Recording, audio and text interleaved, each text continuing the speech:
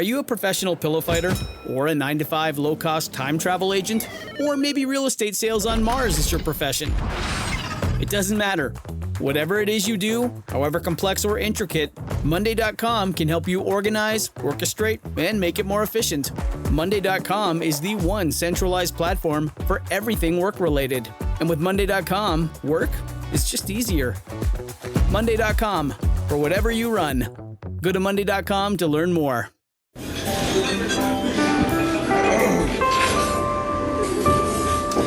Well, I don't see the point in waiting any longer. So let's bring her out. The star attraction, the one you came to see. Ladies and gentlemen, the one, the only, Miss Judy Gold.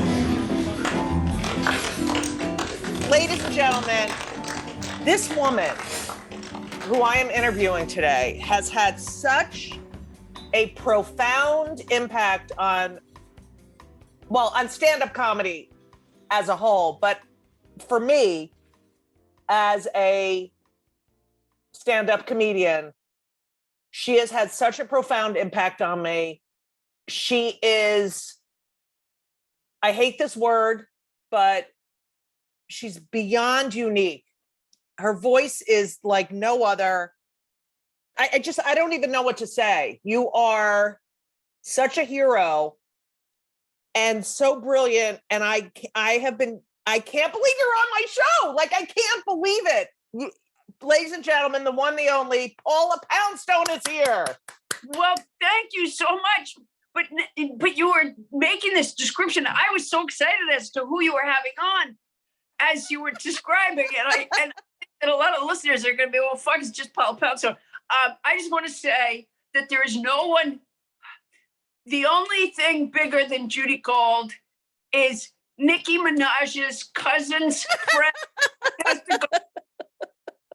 I'm going to use that as my intro now when I go on stage, the MC, and they say, what do you want me to say? I'm going to say she's bigger than Nicki Minaj's cousin's testicles. Yeah. Please.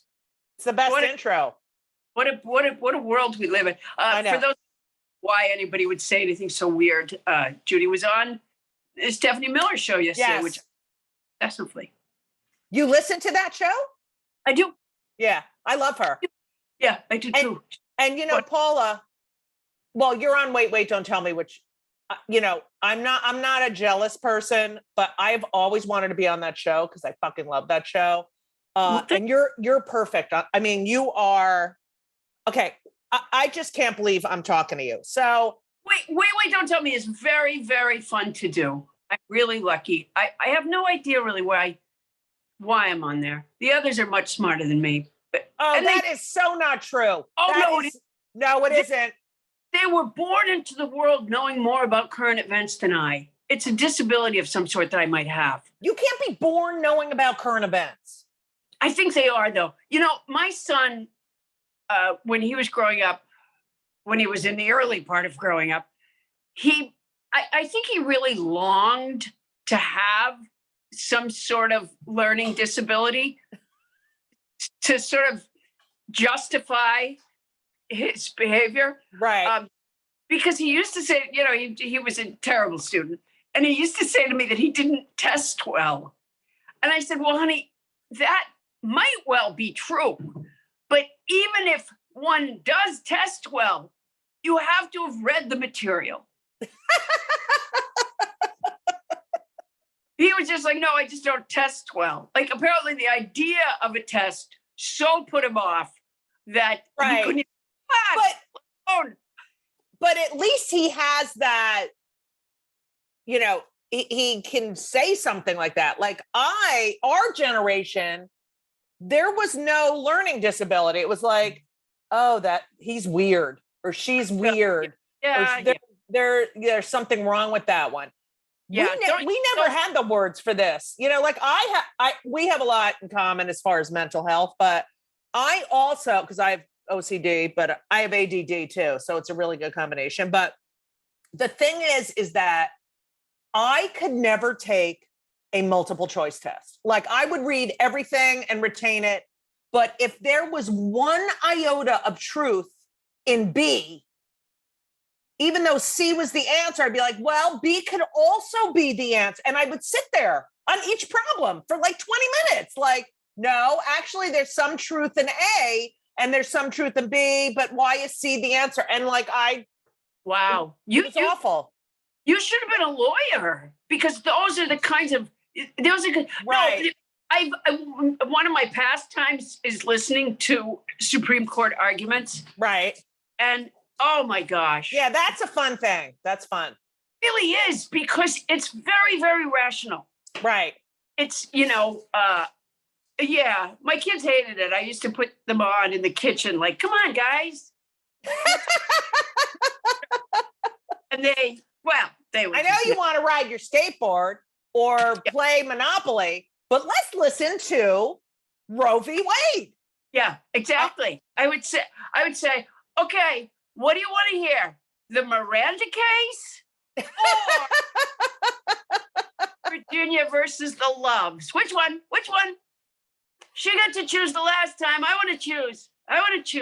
You can get all of them in audio, even the... You know what? I'm going to tell you a very important thing right now. There is a series that is edited and narrated called If It Pleased the Court.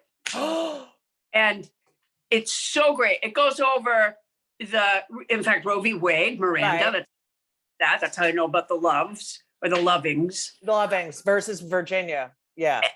And it goes over all these very important cases. Because sometimes when you go on to look at like what you could listen to more contemporary, just like online, boy, I can't tell.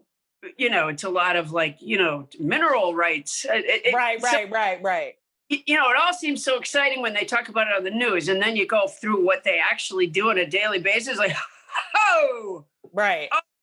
Who would want to cling to that? But what's nice is that we have a really great Supreme Court now. They're great. I'm kidding. Oh yeah. My God. It's like, what is that? I could have gotten on the Supreme Court. Yeah. And Amy Coney Barrett she needs a little, and I don't want to trivialize their work. Right. But she's got to get a voice coach. She's got to get a brain coach. What about Thomas? Voice coach. Because right now, all she says, you can't get an abortion. You just can't. The baby's alive. From the time the penis enters the vagina, the baby's alive. I call her Amy Cunty Barrett because that's her given name. That's her given name. That's beautiful. I don't know if she knows that that's her given. No, I don't think she does, but I did a lot of research. She's going under an assumed name. Now, Paula, you were born on December 29th, and my lover, Elisa, was born on December 31st. And my best friend, Bob Smith, who passed away, I'm sorry, rest his soul, who was hilarious. He was born on December 24th. Now, I think there's something with having a birthday the last week of December, like that shapes you as a person. I don't know.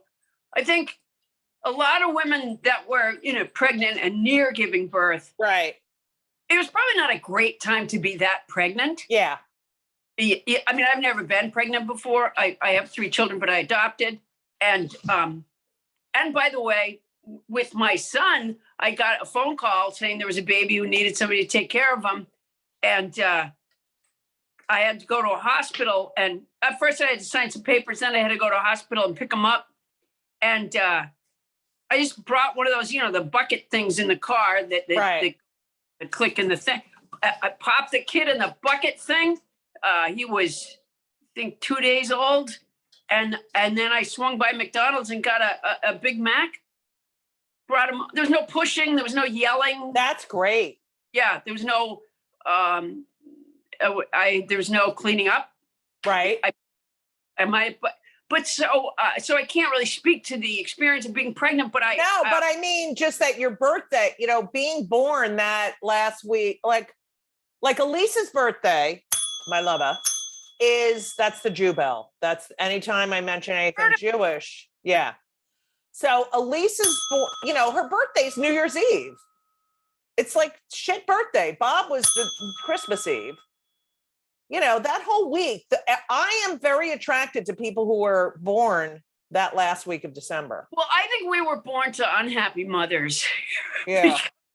I think that I just think it's a terrible time to be pregnant. Right. But I was the youngest, so my mother's trying to take care of everybody else and, and do the Christmas thing. Right. And then here I am, knocking on the old. You know what's sucky about the Jews is that, they go by the moon calendar. So you could be born on like a day in September, and that day eventually will be Yom Kippur, where everyone's fasting and miserable. You know what I mean? Yeah. So, it moves every year. So you just don't, yeah. I actually thought it was great that my birthday was December 29th, because it was in that really, now see, as a Jewish person, you wouldn't necessarily, have had this same experience, which is that the depression that is caused by the letdown. Right. Because no ghosts came, my life hasn't changed. People, you're right, all the Santa, you didn't, right. Yeah, the whole, So the depression that is caused by the letdown of Christmas, and then what you have to look forward to is New Year's Eve, although who gives a shit about New Year's? Yeah. But that is a valley, that period of time. Right. And my thing always was, I have something else to look forward to. So I felt like I had the tail. I got less because of or anything. I mean, not that I had plenty. Looking back, I'm like, how could I have gotten less? I had plenty. I know. Yeah. Food. You were born in Huntsville. You don't have a Southern accent because you moved when you were 1 month old. Well, you didn't move. The family did. It was my idea. I just, even as an infant, I was like, really? I want to live here. Yeah. These people have it. Keep in mind, Joyce Spence White wasn't there yet. Yeah. I love her. I love her too. Yeah. It was going to be years before she arrived. And I knew that. And we used to vacation there. We would, we would drive down there for a summer vacation because that's where my mother's relatives lived. Oh, that's where your mother was from. So but you moved for your father's job to Massachusetts? Yeah, my father got a job on the night that I was born. Wow. Which was he happier about? The job or the baby? Go. I never asked him, but he was there. He was up there. I mean, he was, he wasn't, but that was in the time where the guy didn't even go in the room. I know. And I don't know that the guy going in the room is, I don't know, because I haven't had that experience. I mean, if I ever got pregnant, it's far too late now, but if I ever had, I might have just had a random guy come in the room. When my ex gave birth to Henry, we got to the hospital, and this was 96. And, there weren't a lot of lesy same-sex parents at this time. And so we get to the hospital, and we were used to, that was our first sort of, who are you? How are you related? That kind of thing. Right. Yeah. And this nurse, Alice, I think I've told this story on the podcast. I don't know. She was the nurse. She was the, whatchamacallit? Delivery? The delivery nurse. Yeah. Yeah. And, we got there and it was like, you are, and, why are you here? And she came out and was like, oh, I saw you perform in Provincetown. I love you. And she's like, I'm going to take care of you and make sure you're there for everything. And she put a wristband on me. And I remember it was so weird because Sharon was having, the C-section and hemorrhaging. And they were like, bring her in, and the doctors looked at me like, wait, what's going on here? It was so weird just, having to say, I am supposed to be here, and thank God I had that ally there who put that wristband on and they handed me the baby. But it was like, this confusion, which Yeah. is so that people don't understand. That's what we've been fighting for, is like that kind of, I should be able to be there. And so you don't need anyone there. You don't need a guy. It doesn't have to be a guy. It could be your best friend who might be a guy. I don't know. Well, I mean, I didn't have a delivery nurse. I just had that McDonald's employee, from when I got the Big Mac on the way home. As long as you didn't give him a piece of the Big Mac. I didn't. I was a foster parent for a long time. Yeah, I know. Yep. And I had this baby at one point who was, when they brought him to me, they told me, because I had said I wanted a just out of the chute baby, Right. And they said, "Oh, we have this baby," and they said, "Well, he's 3 months old," and I said, "Too old, too old." And they said, "Oh, he needs somebody to take care of him." So I said, "All right, okay, all right." So they bring me this baby, and all these social workers and signing a paper and that, and he was giant. They come to the door. He's giant. He's the biggest baby I've ever seen in my life. He's bigger than Nicki Minaj's cousin's. Bigger than Nicki Minaj's cousin's friend's testicles. I mean, he was big. And so everybody's, signing papers and talking about it, and I'm asking questions and I say to them at one point, I say to the nurse or whatever, I said, "Well, what does he eat?" And she said, "Well, the other foster mother says anything and everything." And so that's a little weird for 3 months, isn't it? Yeah. I mean, I'm no expert, but it didn't sound right. And she said, "Oh, no, big babies sometimes, graduate to solid foods more quickly or what." It just sounded ridiculous. Well, then a paper flips over at some point, and it turns out he's 13 months. That is hilarious. Yeah. So, I mean, the thing is, he's in my arms. It's not like I'm going to say no. Right. Stories. I mean, that's so funny that you looked at him and thought, wait, this is really big for 3 months, but it's a possibility. The funniest thing is that this nurse was like selling me this bill of goods. I mean, I don't think anybody knew. A little scary that they don't know his age. Right. But I think they knew I don't think anybody in that room at the time knew that he was not 3 months old. Right. How? They didn't know? But the idea that or maybe she did, I don't know. The idea that she was selling me this bill of goods about feeding a 3-month-old, solid foods. I love that. I love that. Well, so what reminded me, I forget what you said that reminded me of this. All right. So, you know how you have, especially when you have kids and one or two of my kids were in school at that point. Maybe just my oldest was in school. Right. You have that schedule and you know exactly how long everything takes you to do, right? And of course things go wrong, but basically you have it timed out.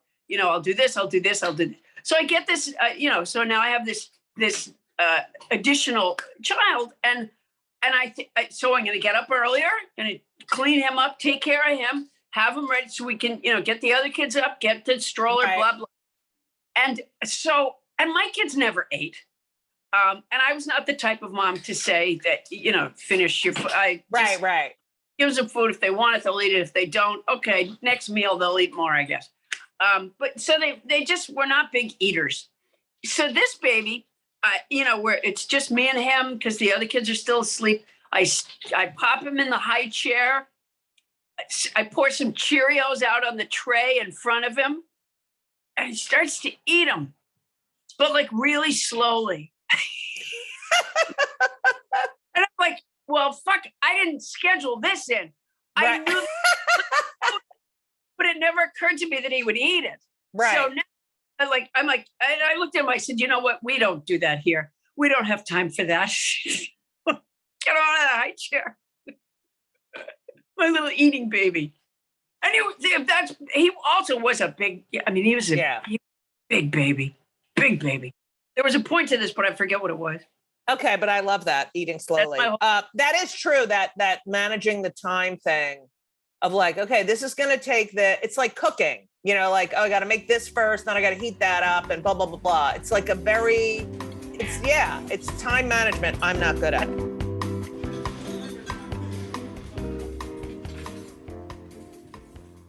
This episode is brought to you by Progressive Insurance. Do you ever think about switching insurance companies to see if you could save some cash? Progressive makes it easy to see if you could save when you bundle your home and auto policies.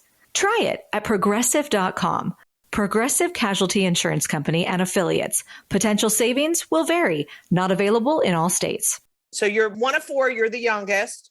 You grew up in Sudbury, Mass. Now, you don't talk a lot about your family, which is fine.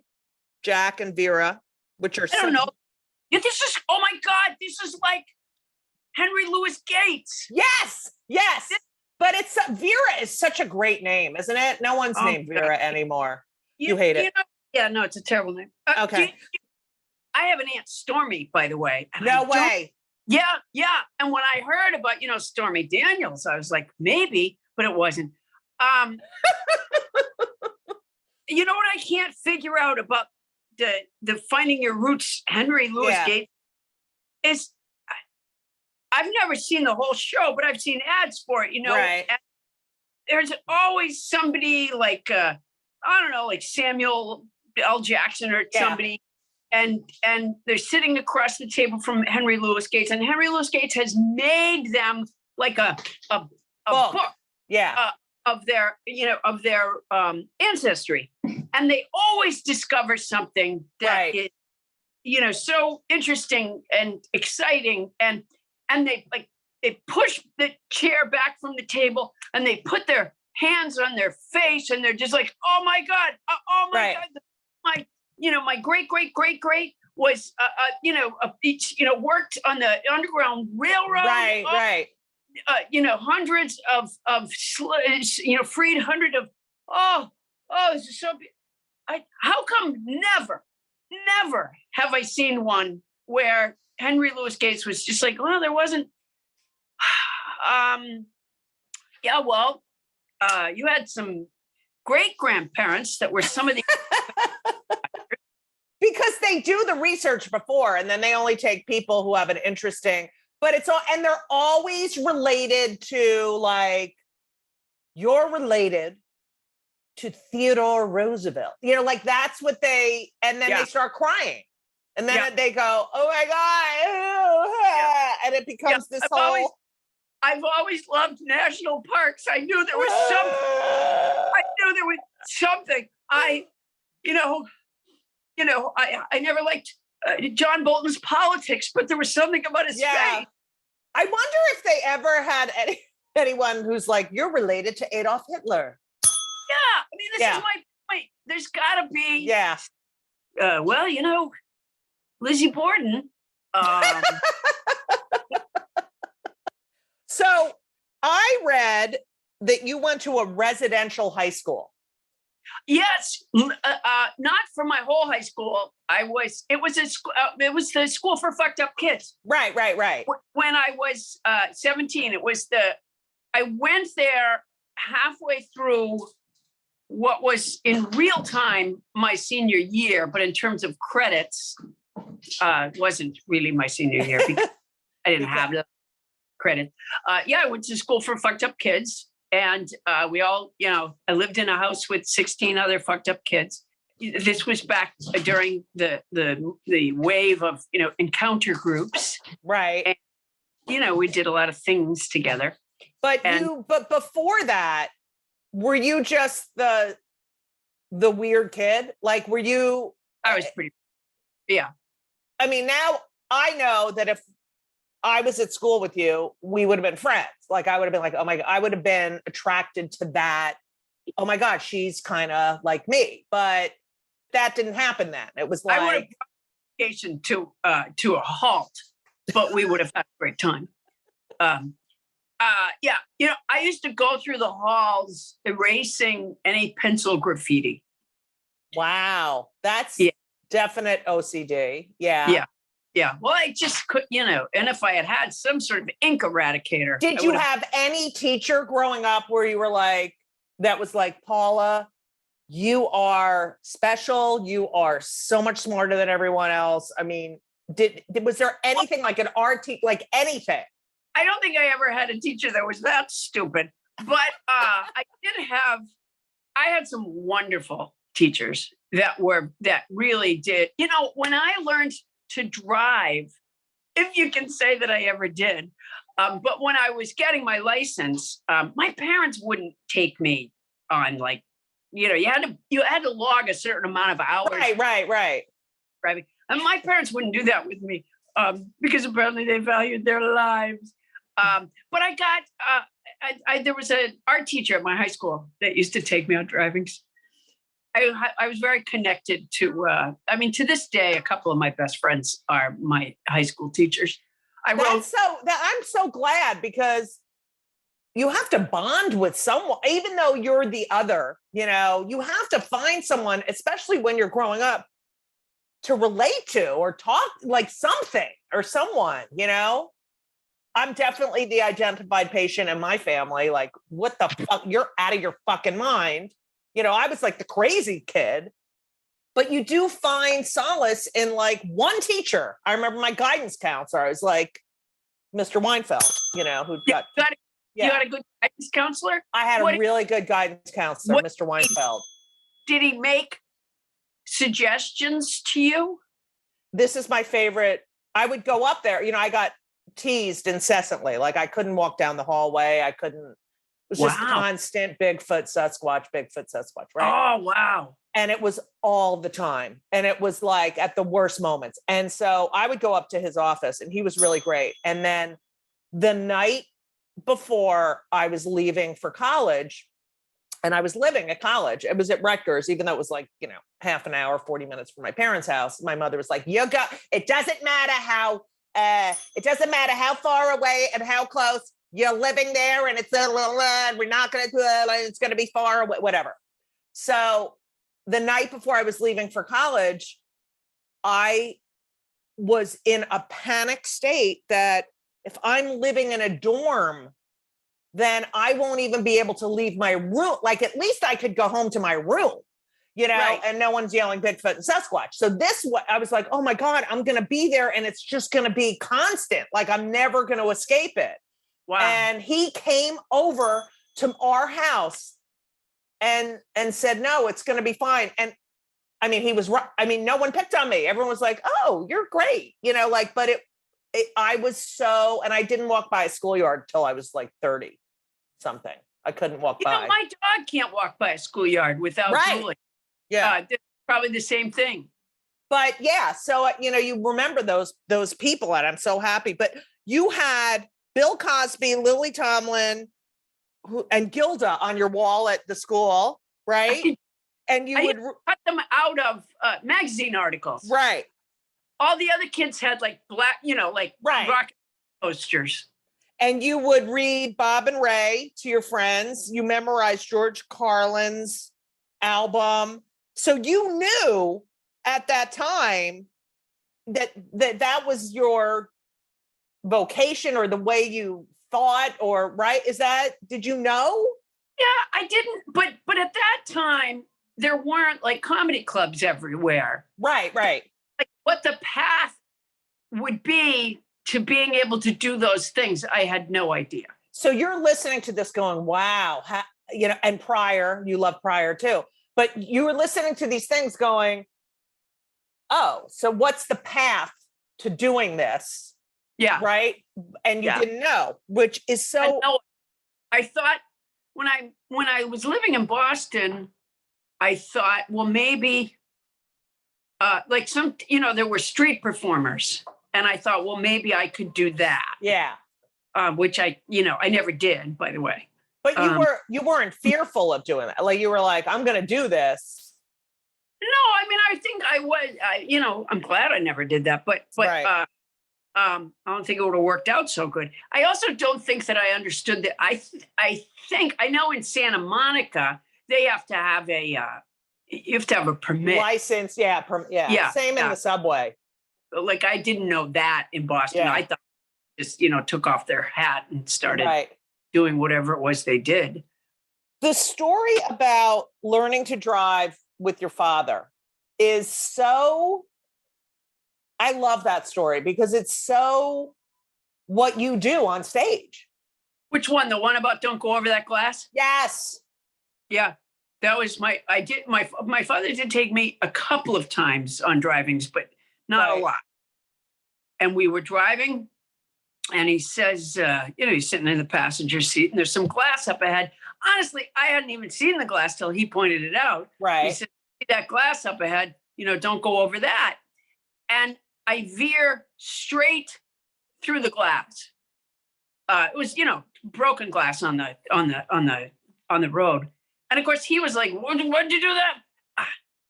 And it was because once my attention was drawn to it, everything in my body turned in that direction. And yeah, that is who I am if somebody says, I always tell people, I'm not a secret keeper. Don't tell me your secrets. Because if you say to me, don't tell anybody this, then, from that day forth, all I can do that thought is always in my head. And I'm always right. Like, I'm going to tell it to you. Yeah, I'm a vault. I can hold it in, but yeah, I totally get that. So you define comedy as doing the laundry and not folding the clothes.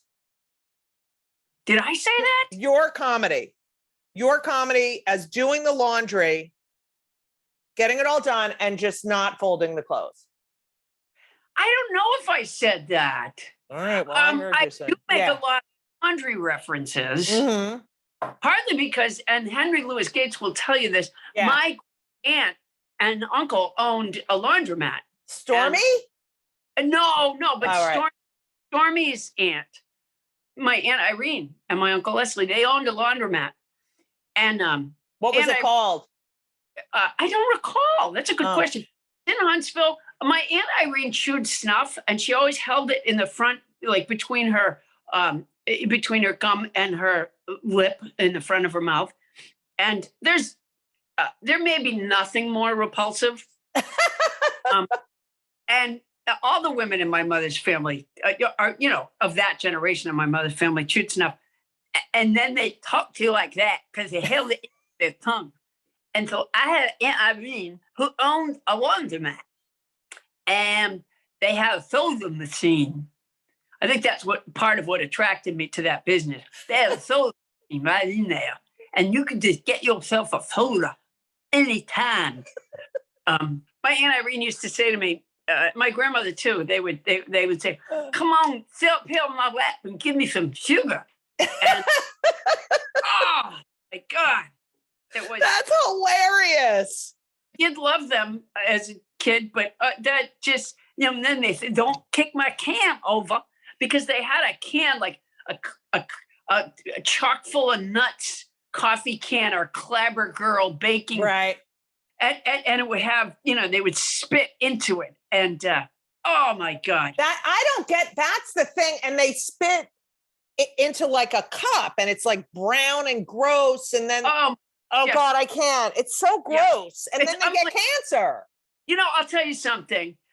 All this talk of nuclear weapons and the button and wars and, nation build. Let's tell you something. You take a plane load of that snuff, spit, and fly it over any country. It doesn't matter. They will bow to our will. That is hilarious. I used to own a bearded dragon lizard, and his God, me too. Oh, did you? Oh, yeah. I loved it. Yeah. Daisy, the dragon, who turned out to be a boy. Their waist is really repulsive. Really. But I would say that chewed and spit snuff supersedes on the scale of disgust. I love that. That's a great idea. I think you should work for the Defense Department.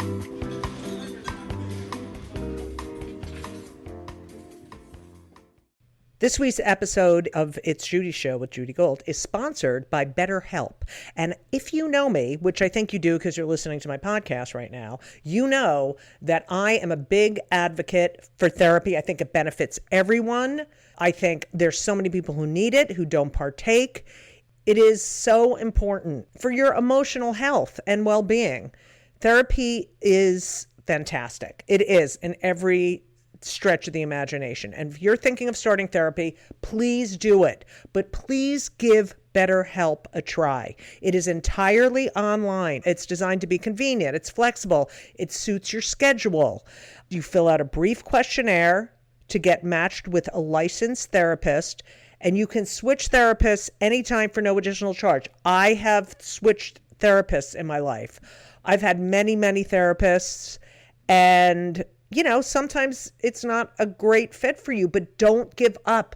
Therapy is beneficial. You can learn about yourself, you can process, and just be emotionally healthy. I'm telling you, do it. BetterHelp is great because, when I used to schlep to my therapist's office, it was so annoying. You have to do it, and you sit there and you wait, and then I'm telling you, doing it online is fantastic. And BetterHelp is amazing. I know a lot of people who've used it.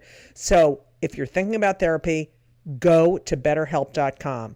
Let the gratitude flow. This is Gratitude Month, people. So you need to let the gratitude flow with BetterHelp. Visit BetterHelp.com/JudyGold, JudyGold, today, and you will get 10% off your first month. That's BetterHelp, HELP.com/JudyGold. You're welcome. Your story of becoming a stand-up is it makes me emotional because I remember watching you as a young stand-up, but I don't think comics today, I don't think a lot of younger comedy fans realize what happened. It's 1979. You are going out, you're doing like open mics, right? You went to the Ding Ho, like you were in Boston, right? Doing these shows with like these guys, because it was always guys, who were huge Boston acts like Lenny Clark and they're really, and I mean, I worked in Boston in the late 80s. Oh, it's different by then. Yeah, it was so different. I mean, there were some women, but it was the boom. And it's like, I've heard you talk about how you started out and there wasn't, disco was ending, right? And then, that whole like Studio 54, all that shit, is ending. And now there's this new, everything's turning into a comedy club, which was good for me because I started in the mid 80s. And at that point I could get so much stage time, Yep. It wasn't like you had to bring people. And you worked at Bickford's Pancake House, you worked at a bookstore, and you're going out at night doing stand-up in it was mostly the Boston area, right? Yeah.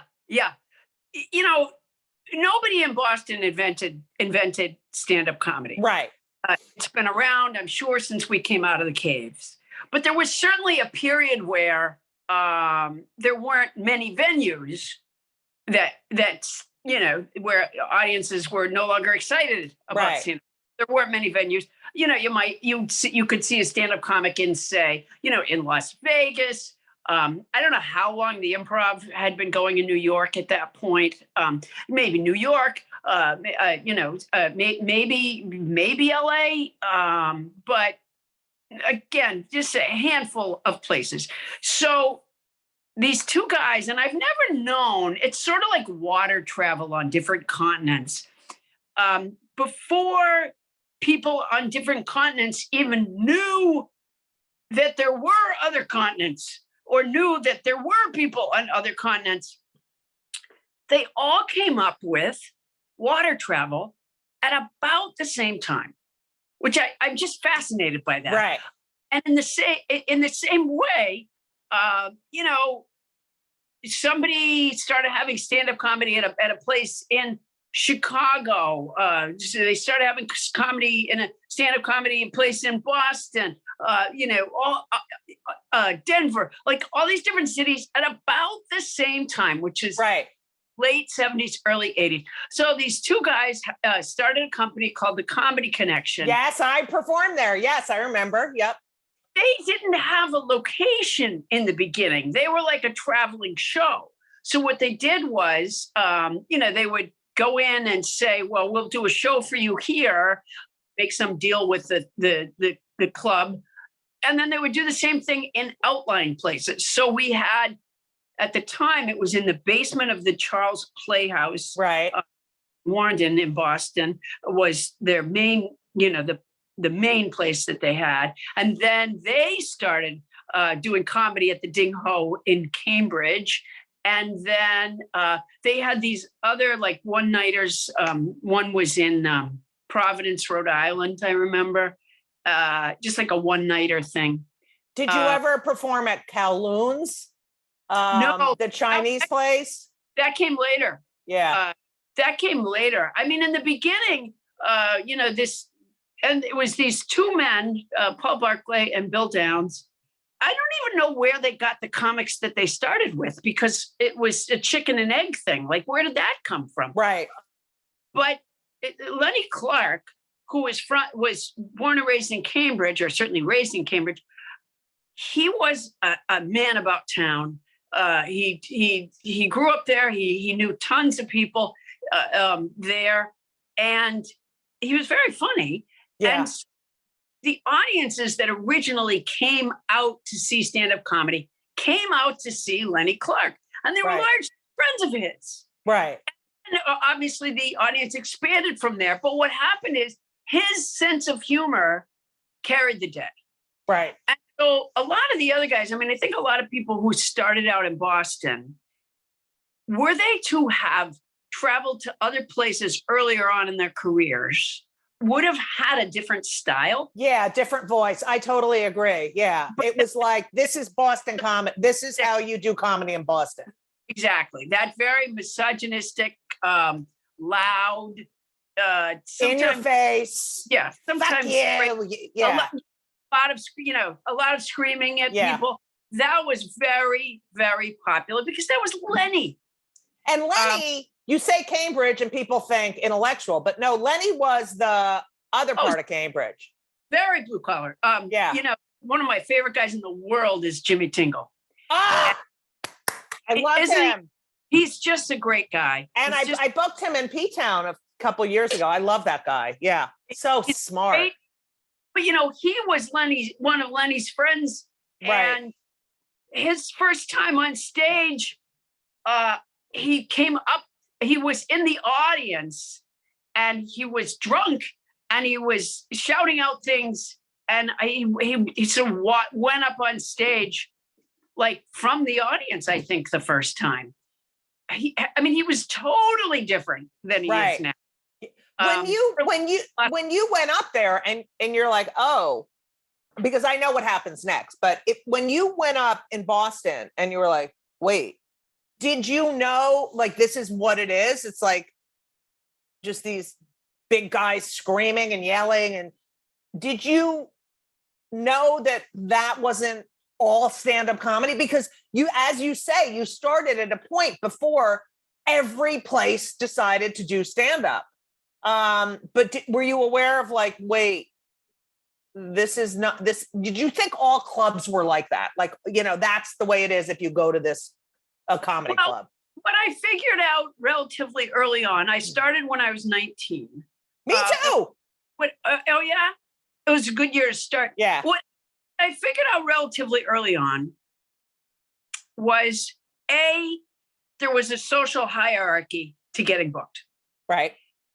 And B, I was very low on that social hierarchy. And there were no other women. There was a couple of other women. Like but Lauren Dombrowski, I remember. Dombrowski. Funny about Lauren Dombrowski. I worked at Bickford's Pancake House when I was like 16. By the time I was living in Boston, and that was the one in Natick, by the time I was living in Boston, I worked at a salad bar restaurant when like a salad bar was like... Remember when oh my God, when salad bars came out, it was like the biggest thing. Yeah. And they didn't have the snot thing over it in the beginning. Early on, because I bust tables there. So I did a lot of, there was a special plexiglass cleaner and by the way, it made zero difference. It just made it really hard to reach the lettuce. Right. I was devoted to this restaurant. I worked, 7 days a week, usually just because I wanted to. A lot of my social life was wrapped up in this restaurant. I just liked being there. Anyways, they hire a cashier, and this is before I had started doing stand-up. They hire a cashier, and it's Lauren Dombrowski. Totally coincidental, right? And Lauren was not doing stand-up because that time there was no venue for stand-up. Right. I mean, that came into being months after that. But Lauren worked with a comedy troupe called the Honey Lounge. And the Honey Lounge was named after the venue that allowed them to do their comedy stuff in the venue. It was on Boylston near Mass Ave. And in that comedy troupe was her boyfriend, Dennis Leary, and their friend, Mario Cantone. Oh my God. And I loved Lauren. I loved Lauren, and I felt jealous of Lauren because she was very. And at the restaurant, the funny part was my domain. Right. And so here she comes along, and everybody likes her. And so it's a little Buzz and Woody, a little Buzz and Woody rivalry, I think. Right. Maybe not from Lauren. I don't think she thought of me as her rival, but I did think mine at one point. But anyways, I also did really got a big kick out of her. I really did love her. And so she'd invited me over to her apartment one night, and they were rehearsing. And Mario Cantone just blew me away. Right. He was so amazing and and I'm like, how does somebody even figure out how to do that? Right. Anyway, so after I left, no, I must have still been there. I mean, I can still remember some of Lauren's stand-up. Right. Whatever. I mean, she got into stand-up comedy as well because once it was started, it was more accessible than easier to present than the comedy troupe stuff. But isn't that amazing? What a little hive, all from that, like a salad bar restaurant. Like that's crazy. Yeah, it kind of was. Yeah. It doesn't happen like that anymore, which is sad. So you decide can't get a good salad without snotting it. Thank you so much for listening to part 1 of Kill Me Now with the one, the only, there will never be another like Paula Poundstone. What a fucking honor it was to interview her. Kill Me Now is produced by Laura Vogel, edited by Colin Schmaling. This podcast would not be possible without the help of Brittany Jo Sowards. Can you fucking believe I got to interview Paula Poundstone? I love her. She is an inspiration, and I can't believe it. And part 2 is fucking amazing. So I know you can't wait for it, but she's the real deal. So this is what you can do for me. You can subscribe and leave a review to the show. It helps more people find it. 5 stars, not like my Uber rating, which is 4.47. Please, 5 stars only. You can buy my book. You can come see me because you can go to my website, judygold.com, and say, oh, she's performing near me, and I'm going to go see her because she's really fucking funny. Okay? That's what you got to do. You got to follow me on Twitter and Instagram at Judy Gold, JEWDYGOLD, because I'm Jewish. I'm a Jew, yeah. And you can just get vaxxed, and you can wear masks, and you can take care of yourself and be nice to other people.